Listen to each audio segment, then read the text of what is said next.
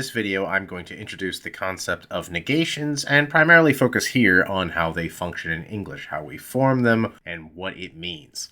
Let's get into it. Negations are kind of weird because they're connective too, just like arrows and ands, just like if-then statements and conjunctions, but they modify a bit differently. They don't modify dyadically. What I mean by that is, like with arrows, you can't have like a arrow and then just that, like if this then and then nothing else. You can't have that. You can't say a and then nothing else. With negations, you can just modify one statement. So if I say something like today is Monday, how would I represent this? This would just be M. But on the other hand, if I say today is not, and so here's the modifier, if I say today is not Monday, here's the way this gets represented. So this is the contrary to this. If M stands for today is Monday, here's how we do today is not Monday. We write the same thing, and we go, we're going to use this symbol here, the squiggle, to mean not. All right, technically this is the tilde, like you see over the N in a word like jalapeno. We use this in front of the letter to modify it.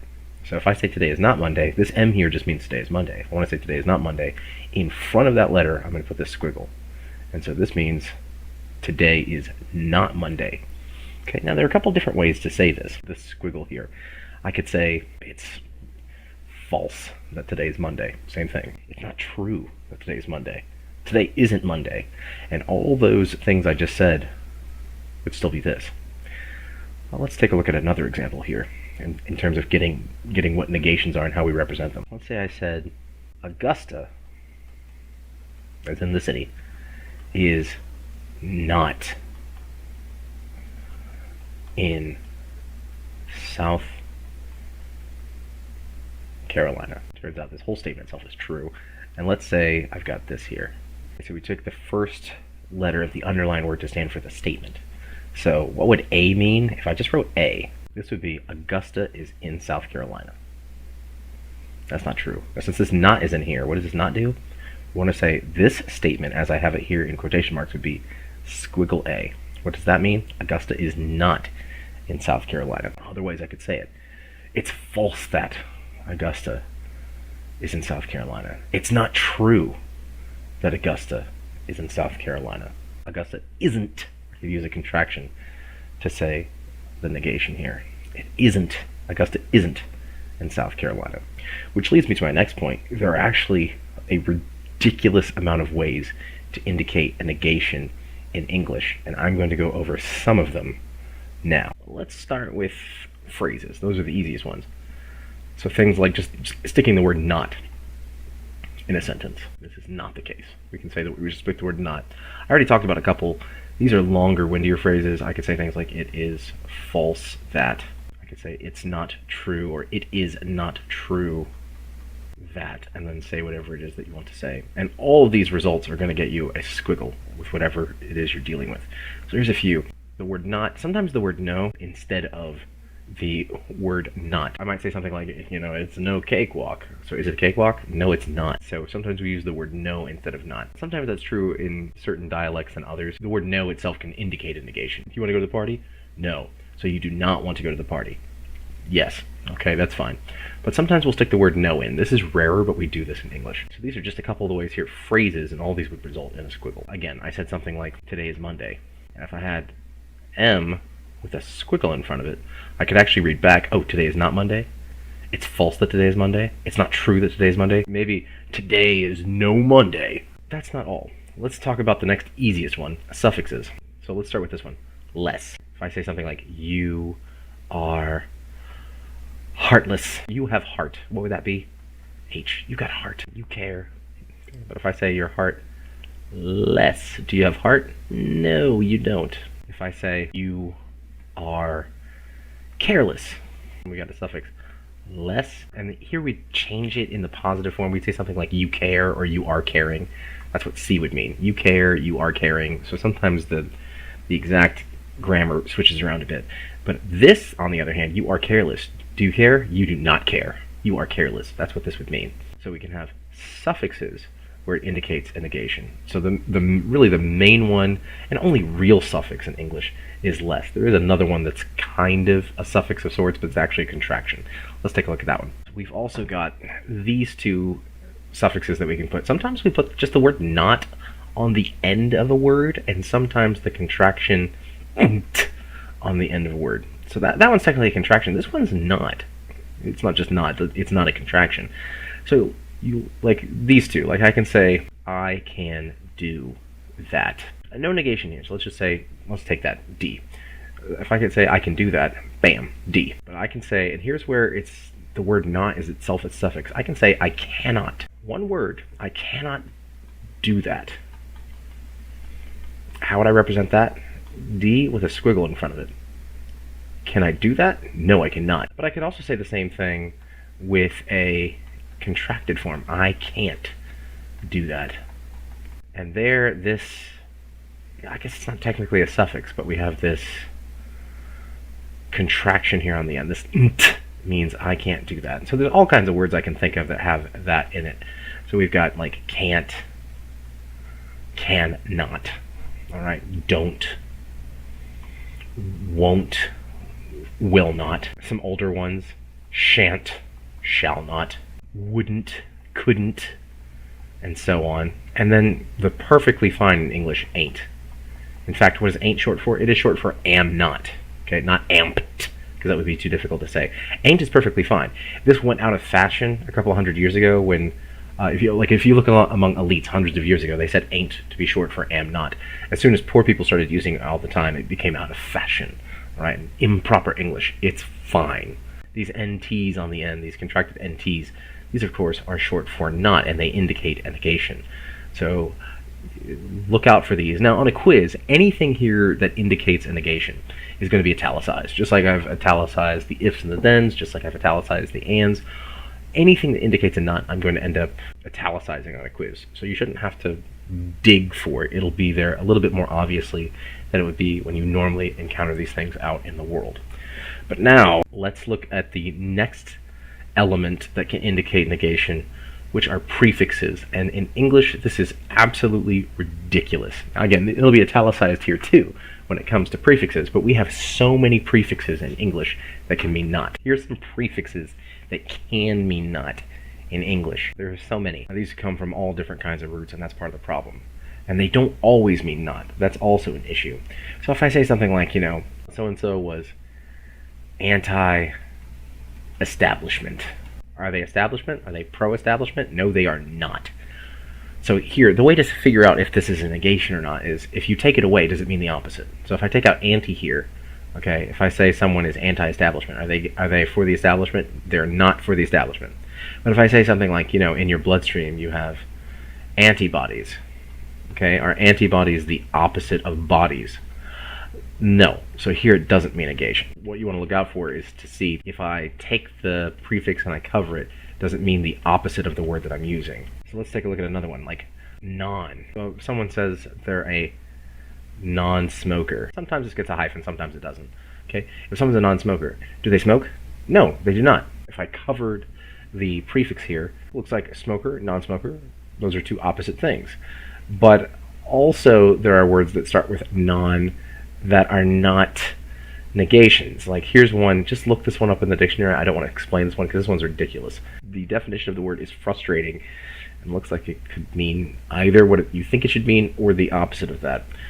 That's frustrating. Let's take a look at the next couple of prefixes here. Let's take a look at im. So im can mean not. So if I say something is impossible, is it possible? No, it is not. That's what impossible means. It's not possible. But not everything with I am on the front means not. So I can think of a couple of others. I could say someone is immodest. Sometimes they get an extra consonant. Are they modest? No, they are not. I could say something is immediate. If it's immediate, something happens immediately, there is no medium. There's nothing that happens in between.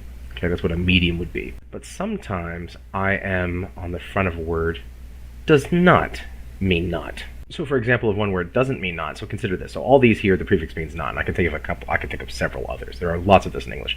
But if I said that someone is impoverished, does this mean they're not in poverty?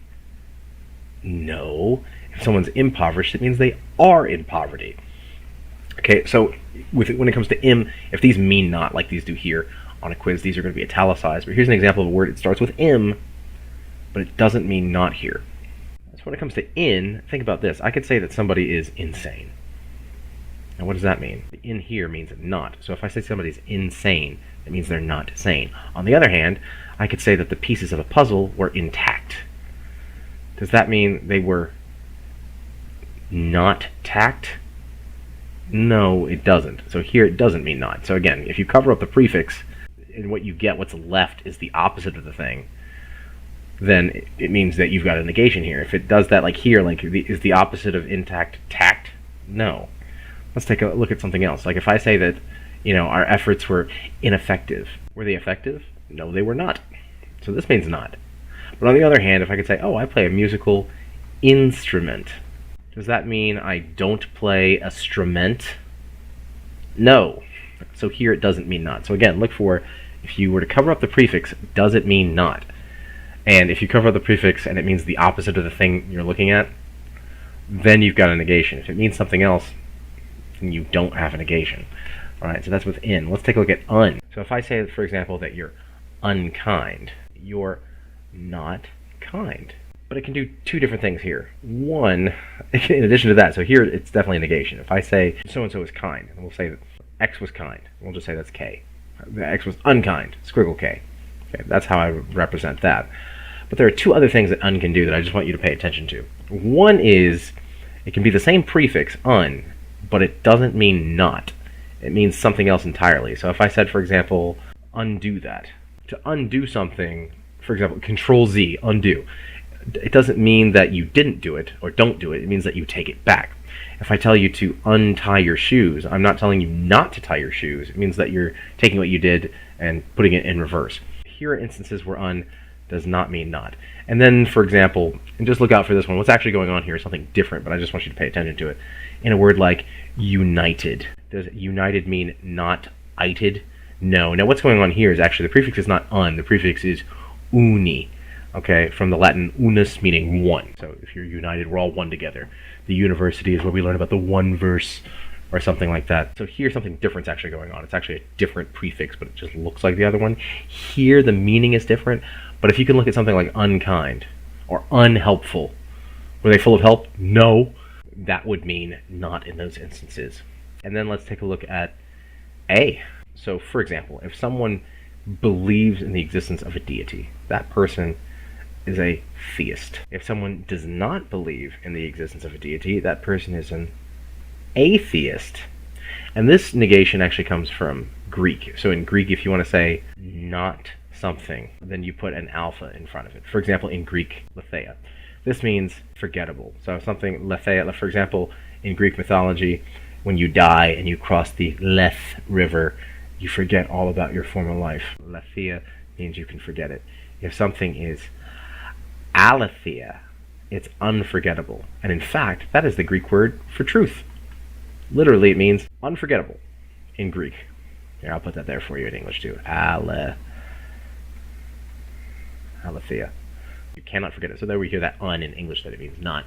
We have a couple of other instances of this in English. For example, this shows up, and this is where things get kind of confusing sometimes. Like I could say, we could talk about morals. People will say that something is immoral, and usually that means it's wrong, but someone could say that something is amoral, which means we're just off the charts. We're doing something else entirely, altogether. So both of these mean not moral. The nuances in English are a little bit different. The point is that sometimes letter A on the beginning of a word means not, but not always. For example, if I have an apple, that does not mean not pull. So keep that in mind. Let's take a look at IR now. So for example, in a word like this one, if I say, hey, you know what? You were irresponsible. What does that mean? Not responsible. But if I say, oh, early farmers figured out the notion of irrigation. This does not mean not regation. Okay? Or if you stirred up my ire, that does not mean that you stirred up my eh. Okay, so IR in the front of a word doesn't always mean not, but it, like here, not responsible, irresponsible. Irrespective, not to the respect of, and stuff like that. So sometimes IR means not, so just look out for it. And like I said again, just to repeat, it'll always be italicized on a quiz when it means not, so you don't have to hunt for it, but I want you to be aware of it. Alright, now let's take a look at the prefix ab. So ab can mean not. Actually in Latin it means just like away. All right, to go away. So, for example, we had abductive logic. It means to lead away. If you're abducted, you're taken away. So it can mean that. So I can really think of only one instance where in English, just because of the way that we're using the word, it means not. So if you say something is abnormal, there it seems like it can mean not normal. Really, what's literally happening here is saying it's away from normal. But I think the way that we use something like abnormal, it's meaning not normal for us today. That's not the literal meaning of the prefix, but it can come up. But I can really think of it only in this instance. So on the other hand, like, you have muscles in your stomach that are called abdominal muscles. That does not mean that they are not dominal. That's not the point. So sometimes ab might mean not. Like I said, on a quiz, it'd be italicized if it does. Let's take a look at one more. Dis. If I say we disagree. Okay, do we agree? We do not. Okay, so in instances like this, where we agree, we disagree. We agree, we do not agree. Here it means not. It doesn't always. Sometimes the word dis or the prefix dis just means bad. Like in this word. Okay, if I say the word disaster, literally, aster, it means like astro, like star. Like that's where that comes from. Like astro, like astronomy or astrology. Literally, aster means star and dis means bad. So if something's a disaster, like the stars are bad. Like I can think of Romeo and Juliet being star-crossed lovers. Their horoscopes were bad. This is literally what the word disaster means. Like the stars are not good here. They're bad. Dis in this instance means something like bad. Literally bad stars. I could also say something like this, where I could say I'm just disappointed in you. Does that mean not exactly? Like there's a negative connotation here, but if I say I'm disappointed in you, it does not mean I'm not appointed in you. That's not what it means. So what I want you to look for is, again, when does it mean not? And there are very specific instances of this. Here it means not. Here it means bad. Here, literally, the etymology is getting at something bad, but the way we use it in English, disappointed is not the contrary or the opposite of appointed. There can be other examples. As if I say something is disproportionate, is it proportionate? No, it's not. So there, it's a negation. But on the other hand, if I say, like, there was dissent, okay, not dissent like going downwards, but dissent in the sense that people are speaking up about things, this kind of dissent. Is that the opposite of sent? No. So here it doesn't mean not. Okay, so those are just some of the instances in English where we've got prefixes that can mean not. We've talked about suffixes that can mean not. We've talked about contractions that can mean not. We've talked about some phrases that can mean not. So now what this means is we got to watch out for these. And like I said, on your quizzes, any instance where this is happening will be italicized. So it won't have to be guesswork. But I just want you to pay attention to when this is going on in the world. Like when people are talking, when you see people on the news, when you watch people on YouTube, when you see people talking about things, pay attention. Are they using negations? Finally, when it comes to things to know about negations in terms of translation, we've talked about a lot of the prefixes, suffixes, phrases that can mean not. Now let's talk about this word, unless. Now, first of all, just looking at this, it looks ridiculous. This is like a Frankenstein's monster of a word. So, we've already established is a prefix that means not. Less, we've established is a suffix that means not. So on the surface, it looks like unless should be a word that means not. It does not. Here's what it means.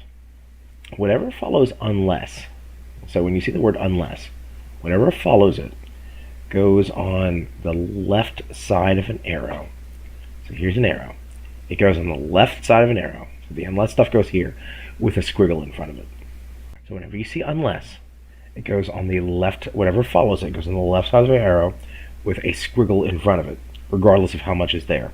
So let's take a look at an example. So let's say I said this. We're going to win the championship. And then we see this word unless. It means we do something with this. Unless somebody on the team messes up. What we do is whatever follows the, I'm going to say the phrase, even though it's a word, whatever follows the phrase unless goes on the left side of an arrow with a squiggle in front of it. So when we see this, we're going to win the championship unless somebody on the team messes up. First of all, that tells us, let's make an arrow. Whatever follows unless goes on the left side of the arrow with a squiggle in front of it. So what follows unless here? Somebody on the team messes up. So that's M. But it said whatever follows unless goes on the left side of the arrow with a squiggle in front of it. Okay? Whatever's left goes on the right side. So here it is. this says here, we're going to win the championship unless somebody on the team messes up, which means if somebody on the team doesn't mess up, then we're going to win the championship. And that's what unless means. Unless basically means the same thing as if not. So if somebody doesn't mess up, then we're going to win the championship. So unless somebody messes up, we're going to win the championship. Both of those mean the same thing. And so that's what unless means. Okay, let's take a look at another example with unless. This one says, unless library books are returned by the due date, late fees shall accrue. So here's what we do. Whatever follows unless goes on the left side of an arrow with a squiggle in front of it. So we see the word unless, that means there is going to be an arrow. So whatever follows unless goes on the left side of an arrow with a squiggle in front of it. So what follows unless? Library books are returned by the due date. Okay, so library books are returned by the due date. That goes in on the left side of the arrow with a squiggle in front of it. And then whatever follows goes on the right side. Late fees shall accrue. So here's what this is saying. Squiggle R, arrow A means unless library books are returned by the due date, late fees shall accrue. Which is the same thing as saying if you don't return library books by the due date. So there's that not. If you don't return library books by the due date, then late fees shall accrue. If you can't return library books, whatever way that we want to put the not on here, it means if you don't do this, then this is going to happen. And that's what unless means. Unless is the same thing as saying if not.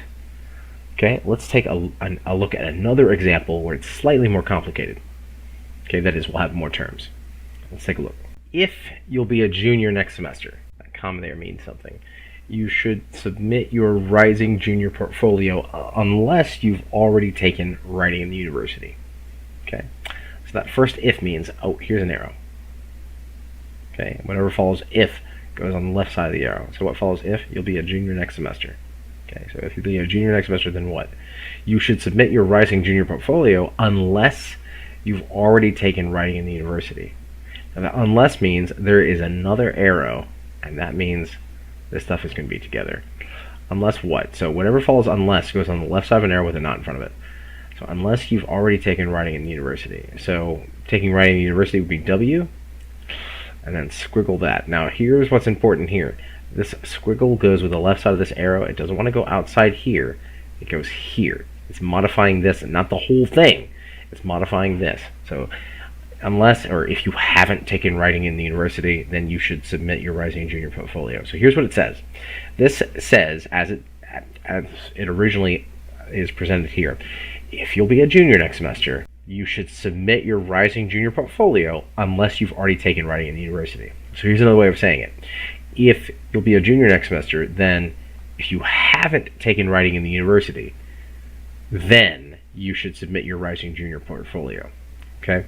So that's how this works. Now, the important thing here, too, is to recognize that the squiggle goes here with this, not out here. So here's what this would say. Like if you accidentally put the squiggle on the outside of this, something like this. Here's what this would say. It does not say this. This is correct. This works. This does not work. Here's what this one says. This one says, if you'll be a junior next semester, then if you've taken writing in the university, then you should submit your rising junior portfolio, not, or another way of putting it is if you'll be a junior next semester, then it's not the case that if you've taken writing in the university, you should submit your rising junior portfolio. This is not correct at all. Okay, so when we're talking about negations, they only modify the thing that they're supposed to modify. So in here, unless it modifies just the left side of the arrow, it doesn't modify this, and it doesn't modify the whole thing, the whole right side. It just modifies the left side zoomed in into this part. It just modifies the left side of this arrow, not anything else. So that was our first foray into negations. What I'm going to do in the next video is I'm going to go over the rules that we can use with negations, namely double negation, modus tollens, and indirect proof. See you next time.